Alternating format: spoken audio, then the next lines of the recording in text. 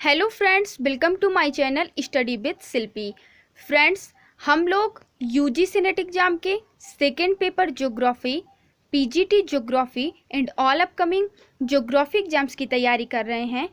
Friends, हम लोग geography में ज्योग्राफिकल थॉट यानी भौगोलिक चिंतन को पढ़ रहे हैं और आज हम भौगोलिक चिंतन में यूनानी भूगोलवेत्ता अनेक्सिमेंडर के बारे में पढ़ेंगे कि अनेक्सिमेंडर का भूगोल में क्या योगदान था और उनसे संबंधित उन महत्वपूर्ण बिंदुओं को भी पढ़ेंगे जो कि कंपटीशन एग्जाम्स में पूछे जाते हैं। ओके फ्रेंड्स, तो आइए शुरू करते हैं। यूनानी भूगोलवेत्ता अनेक्सिमेंडर का भूगोल में योगदान। अनेक्सिमेंडर का जन्म कब हुआ? 611 ईसा पूर्व में। मृत्यु कब हुई? 547 ईसा पूर्व में। और जन्म स्थान है टर्की के तटवर्ती नगर मिलेटस में। ओके फ्रेंड्स, आगे है अनेक्सिमेंडर जिनका जन्म 611 ईसा पूर्व में और मृत्यु 547 ईसा पूर्व में हुई, प्रसिद्ध दार्शनिक थेल्स के शिष्य थे और इनका भी जन्म टर्की के तटवर्ती नगर मिलेटस में हुआ था। वह ब्रह्मांड विद्या के अच्छे ज्ञाता थे और उन्होंने अनेक खगोलीय अन्वेषण भी किया था। उन्होंने पृथ्वी की उत्पत्ति, आकृति तथा क्षेत्रफल आदि के विषय में विस्तृत विवरण प्रस्तुत किया था। उन्होंने बताया था कि पृथ्वी एक ठोस पिंड है, इसकी आकृति गोलाकार है और यह ब्रह्मांड के मध्य में स्थित है। उन्होंने एक विश्व का मानचित्र भी बनाया था।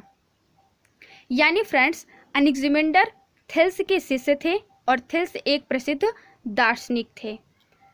इसके अलावा थेल्स का जन्म टर्की के तटवर्ती नगर मिलेटस में हुआ था और अनेक्सिमेंडर का भी जन्म टर्की के तटवर्ती नगर मिलेटस में हुआ था।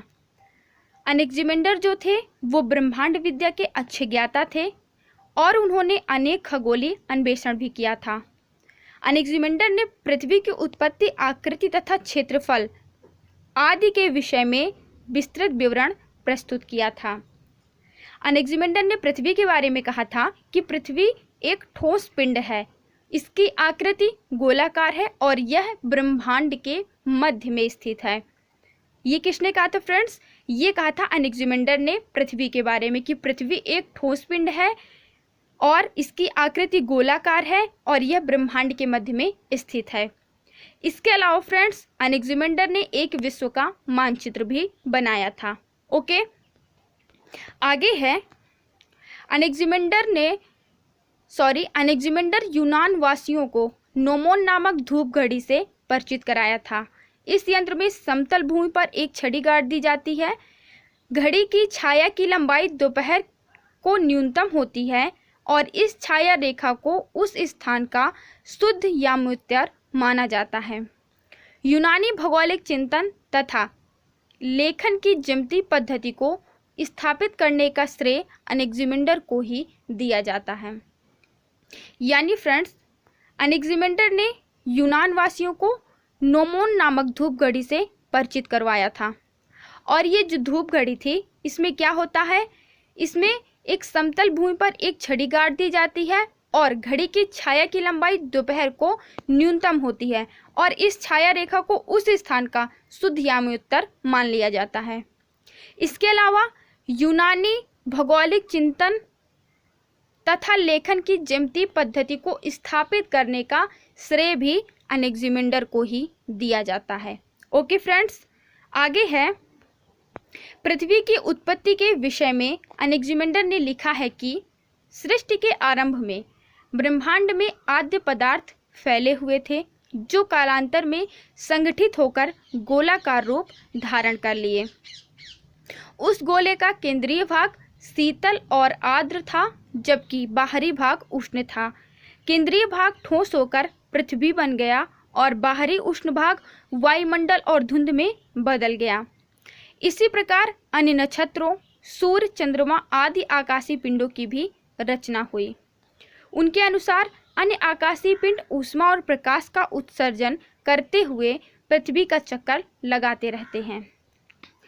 यानी फ्रेंड्स, अनेक्सिमेंडर ने कहा कि सृष्टि के आरंभ में ब्रह्मांड में आद्य पदार्थ फैले हुए थे और ये आद्य पदार्थ कालांतर में संगठित होकर एक गोलाकार रूप धारण कर लिए। कौन सा रूप धारण कर लिए, गोलाकार रूप धारण कर लिए। और उस गोले का जो केंद्रीय भाग था वो क्या था, शीतल और आर्द्र था, और जो बाहरी भाग था वो उष्ण था। उन्होंने कहा कि जो केंद्रीय भाग था वो ठोस होकर पृथ्वी बन गया, और जो बाहरी भाग था वो वायुमंडल और धुंध में बदल गया। उन्होंने कहा कि इसी प्रकार अन्य नक्षत्रों, सूर्य, चंद्रमा आदि आकाशीय पिंडों की भी रचना हुई। इसके अलावा फ्रेंड्स अनेक्सिमेंडर ने कहा कि जो अन्य आकाशीय पिंड हैं वो ऊष्मा और प्रकाश का उत्सर्जन करते हुए पृथ्वी का चक्कर लगाते रहते हैं। ठीक है, ये सब अनेक्सिमेंडर ने पृथ्वी की उत्पत्ति के विषय में कहा था, आपको ये याद रखना है। ओके फ्रेंड्स, आगे है अनेक्सिमेंडर अग्रगामी मानचित्रकार थे। उन्होंने विश्व का मानचित्र तैयार करने में मापक का प्रयोग किया था। उन्होंने अपने विश्व मानचित्र में यूनान को मध्य में रखा था। यह मानचित्र गोलाकार था जिसके चारों ओर सागर सरिता प्रदर्शित की गई थी।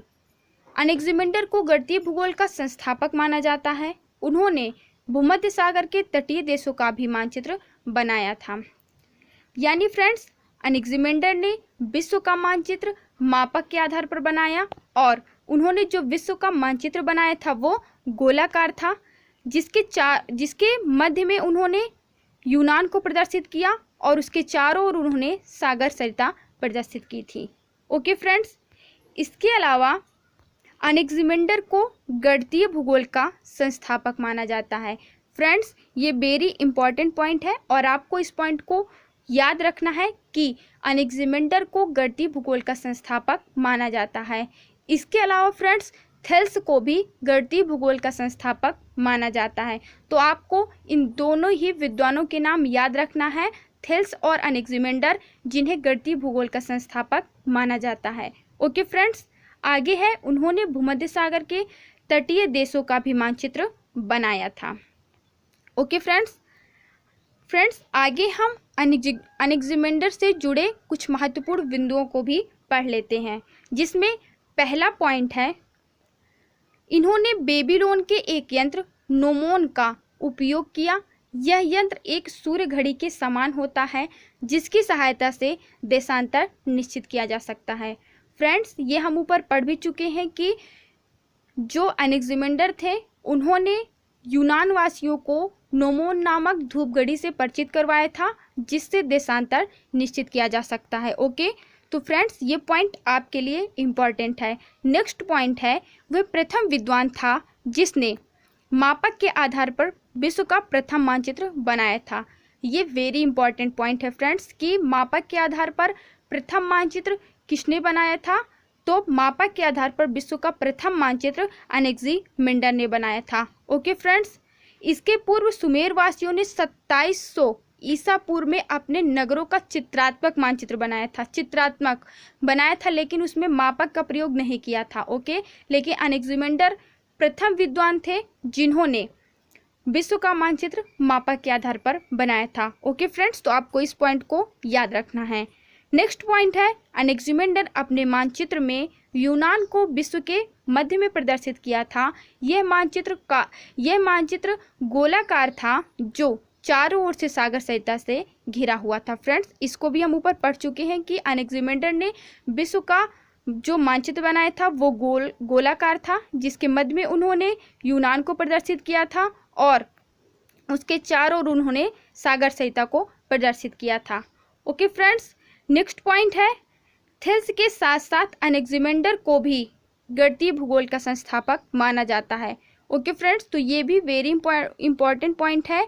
यानी फ्रेंड्स ये चारों पॉइंट्स आपके लिए इम्पॉर्टेंट हैं, तो आपको इन सभी पॉइंट्स को याद रखना है। ओके फ्रेंड्स, तो हमने अनेक्सिमेंडर से जुड़े सभी महत्वपूर्ण बिंदुओं को पढ़ लिया है। अब हम आपको अपनी नेक्स्ट वीडियो में मिलेंगे एक नए भूगोल वेत्ता के साथ। तो फ्रेंड्स, अगर आपको ये वीडियो पसंद आया हो तो वीडियो को लाइक करें, शेयर करें और चैनल को सब्सक्राइब करें। Thank you for watching this video.